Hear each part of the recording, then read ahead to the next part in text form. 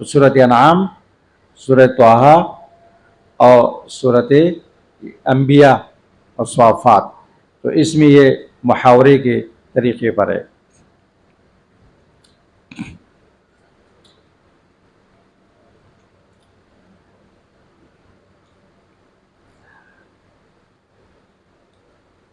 اسلوبی محاورہ، اسی طرح توحید بیان ہوتا ہے قرآن کریم میں۔ بیان توحید کا اسلوب ہے امثال، مثال کے ذریعے اللہ تعالیٰ توحید بیان کرتے ہیں۔ کیونکہ مثال میں کیا ہوتا ہے، ایک معقول کو محسوس کی صورت میں پیش کیا جاتا ہے نا، تقریب الفہم کے لیے مثال پیش کی جاتی ہے۔ اللہ تعالیٰ نے قرآن میں مثالیں پیش کی ہے، تو بیان توحید کے لیے بھی اللہ نے مثال پیش کی ہے۔ یہ بڑا وسیع باب ہے مثالوں کا، اور اکثر اللہ تعالیٰ نے توحید کے لیے بیان کی ہے۔ تو اس کے لیے آپ لوگ نکالیں، سورہ زمر نکالو۔ دیکھو سورہ زمر کے آخر میں اللہ تعالیٰ نے کیا فرمایا، ضرب اللہ مثلا رجلا فیہ شرکاء متشاکسون ورجلا سلما لرجل هل یستویان مثلا۔ ایک شخص ہے، غلام ہے، اس میں کئی لوگ شریک ہے، حصہ دار ہے، پارٹنر ہے، اور وہ آپس میں ضدی بھی ہے، بیچارہ کس کو راضی کرے گا۔ ورجلن، اور ایک شخص ہے، ایک شخص کا غلام ہے، تو وہ تو آرام سے رہے گا۔ ایک محلے کا امام ہوتا ہے، ایک کمپنی کا امام ہوتا ہے نا۔ کمپنی کا امام ایک سیٹ کے ساتھ اس کا تعلق ہوتا ہے، اور محلے کا امام اس کے تو 100 شوہر ہوتے ہیں بیچارے کے۔ هل یستویان مثلا، یہ دونوں برابر ہیں؟ نہیں۔ موحد مطمئن ہے، آرام سے بیٹھا ہوا ایک اللہ کے ساتھ تعلق ہے، اور مشرک کبھی اس مزار پہ، کبھی اس مزار پہ، کبھی ادھر سجدہ کر رہے ہیں، ادھر چراغاں کر رہے ہیں، ادھر نذر و نیاز کر رہے ہیں، ادھر کیا کر رہے ہیں نا، پریشان ہے نا بیچارہ۔ اچھا، کہتے ہیں مشرک جو ہے نا وہ کالی بلی سے بھی ڈرتا ہے کالی بلی سے بھی ڈرتا ہے، کوے کی آواز سے بھی ڈرتا ہے، توہم پرست ہوتا ہے نا بیچارہ۔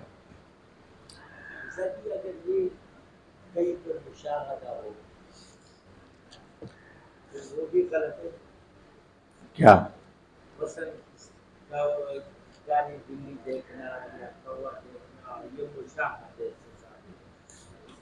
مشاہدے سے کیا ثابت ہے کہ برائی یہ پہنچتی ہے اس کی وجہ سے؟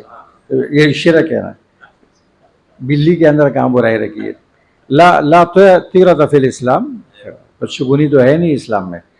اچھا، عنکبوت والی مثال نکالو، کون سے پارے کے آخر میں ہے؟ سورہ نمل میں ہے نا، 19ویں پارے کے آخر میں یا 20 میں؟ شاباش، دیکھو نا حافظ صاحب کمال کرتے ہیں۔ مثل الذین اتخذوا من دون اللہ اولیاء کمثل العنکبوت اتخذت بیتا وان اوہن البیوت لبیت العنکبوت لو کانوا یعلمون۔ مشرکین نے جو اپنے معبود گڑے ہیں نا، ان کے ساتھ تعلق قائم کیا، یہ انتہائی کمزور ہے۔ کیسے کمزور ہے؟ جیسے عنکبوت جالہ بناتا ہے اور اپنے آپ کو محفوظ سمجھتا ہے، لیکن وہ چھپکلی سے بھی نہیں بچتا ہے، جھاڑو سے بھی نہیں بچتا ہے، اور 100 جالوں کے لیے ایک جھاڑو کافی ہے۔ لیکن عنکبوت صاحب اپنے آپ کو کیا کرتا ہے؟ محفوظ سمجھتا ہے اس میں۔ اس طرح مشرک بھی غیر اللہ کے تعلق کی وجہ سے اپنے آپ کو محفوظ سمجھتا ہے کہ فلاں بابا کے ساتھ میرا تعلق ہے، وہ مجھے بچائے گا۔ لیکن جب اللہ کی طرف سے مصیبت آتی ہے تو بس کوئی نہیں ہوتا ہے۔ سیلاب آتا ہے تو بابا بھی ڈوب جاتا ہے اس میں۔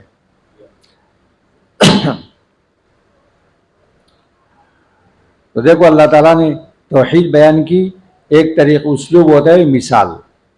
21واں پارہ کھولو، 21واں پارہ، اس میں اللہ نے مثال بیان کی، یہ بطور نمونہ بیان کر رہا ہوں۔ 21واں پارہ سورۃ الروم۔ ضرب لکم مثلا من انفسکم، صفحہ نمبر 367، پہلا پاؤ ختم ہوتا ہے۔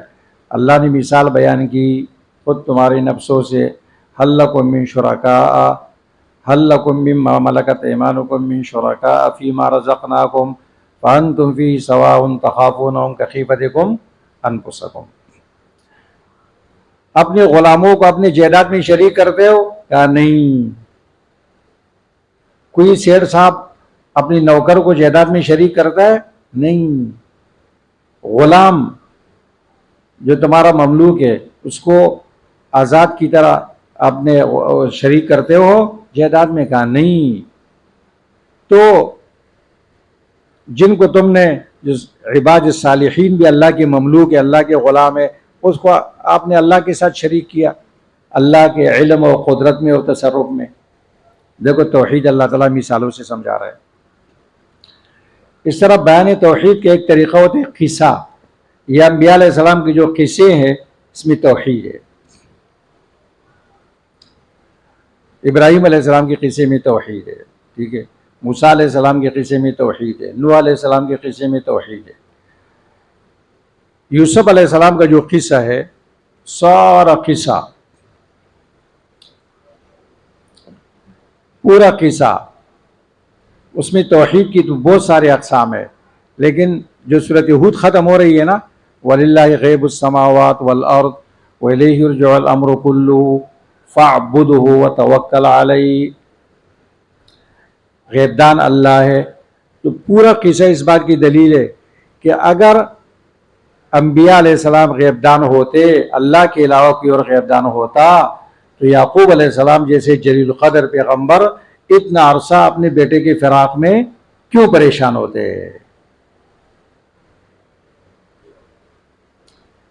دلیل ہو گئی نا یہ۔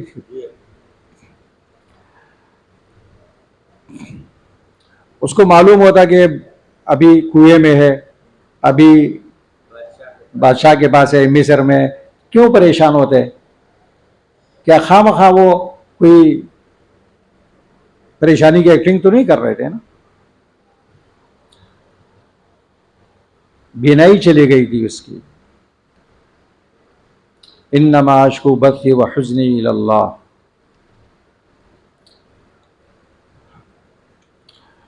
اچھا، یوسف علیہ السلام نے جیل کے اندر بھی توحید بیان کی۔ توحید کا مسئلہ وہ ہے کہ انبیاء علیہ السلام نے جیل کے اندر بھی بیان کیا۔ اپنے جیل کے ساتھیوں سے کیا کہا؟ لا یأتیکما طعاما ترزقانہ الا نبأتما بتأویلہ قبل ان یأتیکما ذالکما مما علمنی ربی۔ کہتے ہیں دعوت کے لیے موقع شناسی لازمی ہے نا۔ جب وہ خواب کی تعبیر کے لیے آئے، حاجت مند تھے، حاجت مند پہ کھٹا اور لگے گا نا، وہ حاجت مند تھے، تو یوسف علیہ السلام نے اب توحید بیان شروع کی۔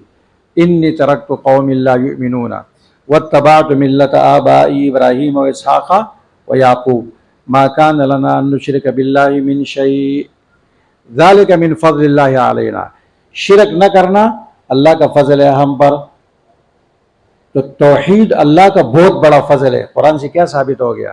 توحید اللہ کا بہت بڑا فضل ہے۔ وَلَكِنَّ أَكْثَرَ النَّاسِ یا صاحب السجن ارباب متفرقون خیر ام اللہ الواحد القہار۔ دیکھو توحید بیان کر رہے، جیل کے اندر بھی توحید بیان کر رہے۔ اللہ اکبر۔ پکھٹ اور لگئی تو پکھٹ اور نہ لگی، واقع ضرورت مند میں لگئی کنا ولی خاتم دا خو د پښتو ضرب المثل دی کنه، حاجت مند بخاٹا اور لگئی، یعنی جس آدمی کی ضرورت ہوتی ہے نا وہ ہر چیز کے لیے تیار ہوتا ہے نا، بات سننے کے لیے کیا ہوتا ہے؟ تیار ہوتا ہے۔ تو دعوت کے لیے موقع شناسی، مزاج شناسی، مردم شناسی ہونی چاہیے نا، یعنی کہ ہر کسی کے ساتھ لگے رہو، ہر وقت لگے رہو، نہیں ایسا نہیں، موقع شناسی لازمی ہے۔ ایک طریقہ ہوتا ہے استفہام طلبی کا، استفہام طلبی 20ویں پارے میں الہ مع اللہ 5 مرتبہ ہے نا، الہ مع اللہ، استفہام تقریری طلبی۔ اور اسی طرح استفہامی طلبی توحیدی طلبی کی مثال امر سورہ اخلاص قل هو اللہ احد، عجیب صورت ہے. پہلی جملہ انشائیہ ہے نا، اول جملہ انشائیہ ہے اور اس کے بعد پھر خبر ہے، انشائیہ بھی ہے اور خبر بھی ہے. یہ توحید کی تلخیص ہے. سورہ اخلاص توحید کی کیا ہے؟ تلخیص ہے. قل هو اللہ احد اللہ الصمد لم یلد ولم یولد ولم یکن له کفوا احد لیس کمثلہ شیء، لم یکن له کفوا احد لیس کمثلہ شیء.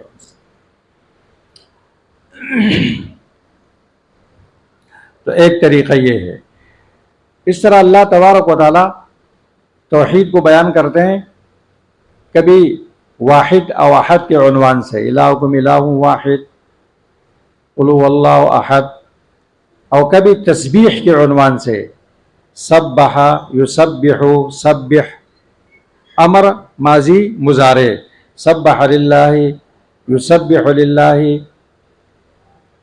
سبح اسم ربک الاعلی. اور کبھی اللہ اس کو بیان کرتے ہیں تحمید کے عنوان سے الحمدللہ وَإِن مِّن شَيْءٍ لَّا يُسَبِّحُ بِحَمْدِهِ وَلَٰكِن لَّا تَفْقَهُونَ تَسْبِيحَهُمْ. اور کبھی برکت کے عنوان سے بیان ہوتا ہے تبارک الذی بیدہ الملک تبارک الذی جعل فی السماء.